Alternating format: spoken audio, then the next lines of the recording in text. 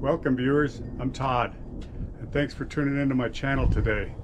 If you like what you're seeing, please subscribe and hit the like button. The reason for my video today is I want to share with you my experience with my Kel-Tec PF9 9mm handgun and the lifetime warranty that all Kel-Tec firearms come with. As you can see, I'm practicing gun safety. The chamber's open, there's nothing in here, no magazine, and no live rounds anywhere near me.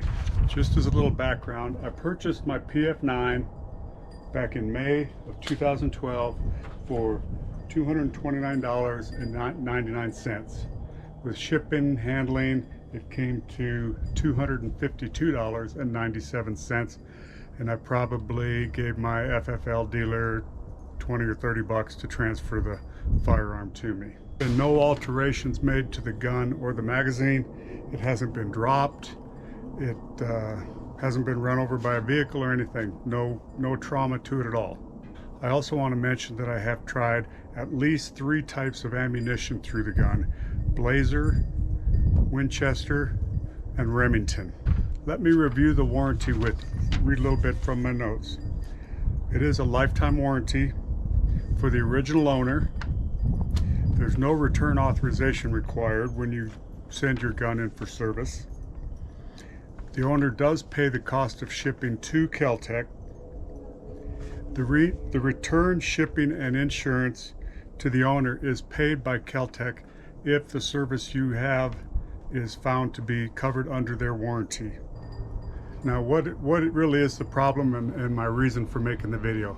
And basically, the gun won't cycle an entire magazine without jamming 2 to 3 times. It's very seldom a stovepipe jam, but it's typically just the next, it ejects okay, but the next cartridge, as it's trying to go into the barrel, just gets hung up and it gets jammed in there. Like I said, 2 to 3 times every magazine, and it is a 7-shot magazine. My first warranty claim was about 4 months after I had owned the pistol, and I shipped it to them in September of 2012 at a cost of about $16 for shipping and handling. And I also included a brief letter here basically stating that the pistol jams about every 3rd shot. It's impossible to fire an entire magazine without multiple jams. I received the gun back the first week of December of 2012, so they kept it for about 2.5 months to repair it. I got a repair work order, and they stated that they replaced the slide and or the barrel, that they polished the feed ramp, and they test fired the pistol. So after receiving it back in December, I took the gun back out and still had all the same problems. It wouldn't cycle through a complete magazine, was jamming 2 or 3 times. So then I started looking, oh yeah, I'm gonna have to send this in again. I sent it back in March of 2013. Okay, again, I included another letter stating that it was my 2nd time for returning the pistol. It continued to jam, and I gave a little bit of detail on both stovepiping and failure to feed the new cartridge without jamming up inside there. I also made mention that I used 2 to 3 different types of manufacturers' bullets in the firing of the weapon. So on the 2nd warranty claim, they received the gun the first week of March. I received the gun back in late May. And again, I got the repair work order here, and I'll share with you the services performed. It was, again, replaced the slide and or the barrel, polished the feed ramp, and test fired the pistol. I took it out to the range again and fired it with no better results. Still all the same problems as before. So I went ahead and put the gun away for a little over a year, and then got ready to send it in for the 3rd round of service, which was late 2014. I actually preceded that service with a phone call to Kel-Tec explaining to them the problems I'd had and how the services they were performing weren't fixing the problem. I asked then also to better understand their test firing procedure and the representative indicated that they only shoot the gun once or twice as kind of a test fire and then ship it back.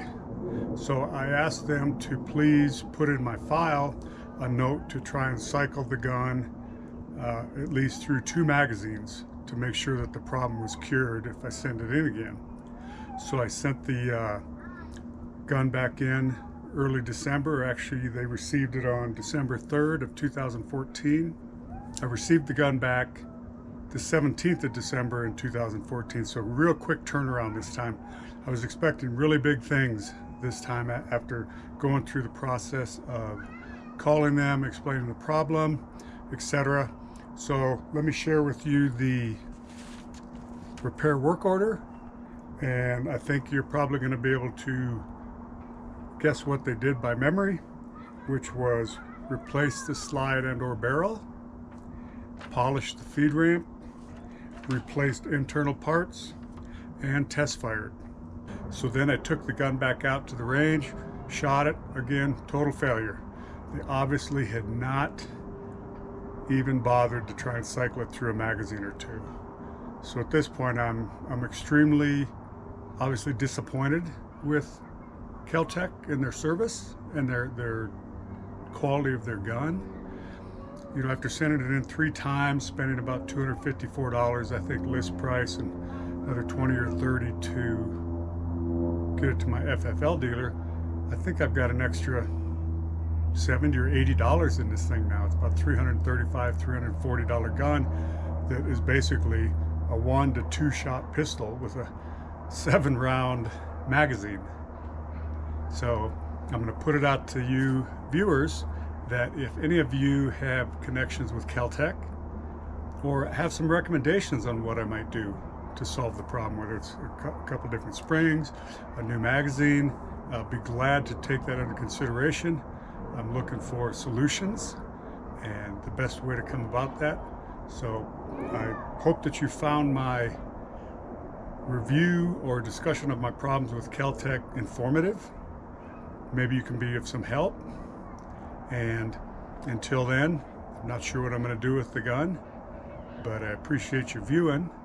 And if you've liked the content, please subscribe, and we'll talk another day.